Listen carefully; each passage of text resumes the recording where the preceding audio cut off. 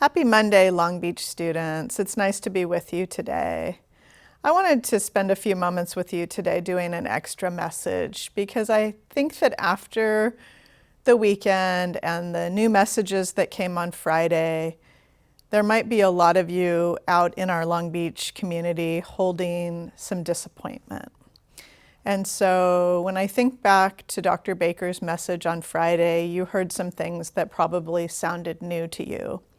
You heard a message about having only virtual graduations. You heard a message about limited summer opportunities, and you heard a message that fall is not expected to move forward business as usual or as we've always done it.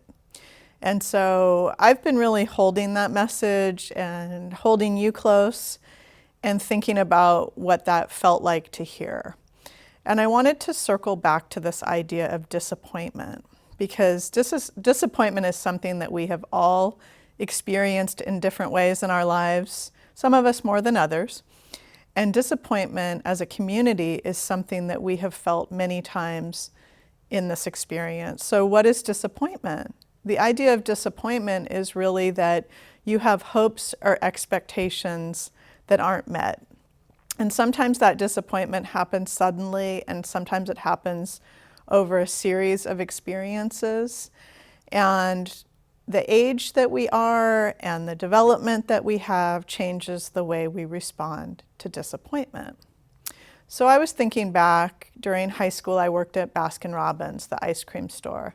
And I used to scoop ice cream, and inevitably there would be a child that we had scooped and given an ice cream to, and they would drop it onto the floor. And some of you have had that experience, right? It's disappointing because you're just ready to put that ice cream in your mouth and you're excited to have it, and then it falls to the ground and it feels like this thing I've been really looking forward to is gone. And so based on the age of the child, we would see really different reactions. Some of the littlest ones would just go to the floor. They would just go to the floor in a heap with their ice cream, feeling so disappointed that this had happened. And some of the older children you could see they were upset and they'd say, "Oh man," but they would kind of look around and be ready to carry on. And then some of the older students, more like teenagers, high school age kids, would kind of look around and hope that nobody saw them. And they would not show their disappointment. And so I thought back to that example of working at Baskin-Robbins, not because what's happening for us with a school closure and all of the things that have happened for families is the same as dropping an ice cream cone. It's not. That's not what I'm saying. But this feeling of disappointment is the same. And the way that we are carrying the disappointment is the same. In this circumstance, we have had multiple disappointments. We've had the disappointment of school closing the first time, then hoping it would open 5 weeks later, and the disappointment of that, and now some statements about graduation and summer and fall. And I want to say to you, Long Beach students, we see you.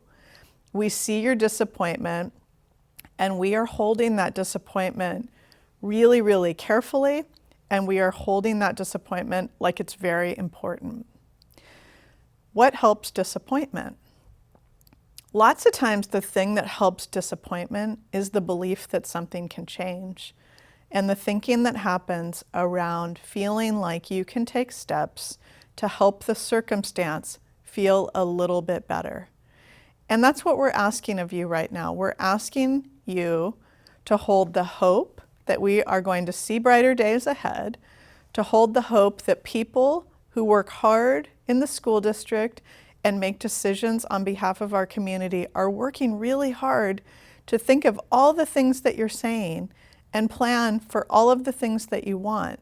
And keep in mind, some of you are feeling like this situation is just fine, and others of you are feeling like it's devastating. So we are working really hard to try to plan forward and take care of all of the details that we need to take care of to make everybody in our community feel safe and feel heard and feel like their health is valued and like their emotional health is valued. So my message today is about disappointment and how do we as a community handle disappointment.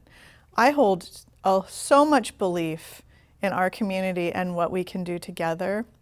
And I want to say to you on this Monday, we see you, we hear you, we are working hard for you, and we're working hard to take some steps to move forward with the disappointment that we've all felt. Take care. I look forward to seeing you on Wednesday. Just a sneak preview. This is not the hair I'll be wearing on Wednesday, so I'll leave it at that. Have a good rest of the day.